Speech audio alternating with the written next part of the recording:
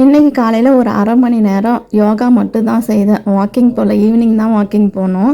அதுக்கப்புறம் ஹஸ்பண்ட் பார்த்திங்கன்னா half boil போட்டுட்ருக்கேன். எனக்கு வந்து ஆஃப் பாயில் பிடிக்கவே பிடிக்காது, அவிச்ச முட்டையும் பிடிக்காது. அவங்களுக்கு வந்து இட்லி, அதுக்கப்புறம் கார சட்னி ஆஃப் பாயில் வச்சு கொடுத்துட்டேன். நானும் 2 இட்லி அந்த கார சட்னி தான் வச்சு சாப்பிட்டுக்கிட்டேன்.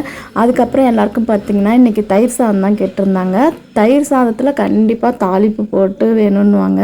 தாளித்து கொட்டி பூண்டு ஊறுகாய் வச்சாச்சு. எனக்கு வந்து பார்த்திங்கன்னா காலையில் இட்லி சாப்பிட்டுட்டேன்னா இன்றைக்கி வேறு எதுவும் நான்வெஜ்லாம் வாங்கலை.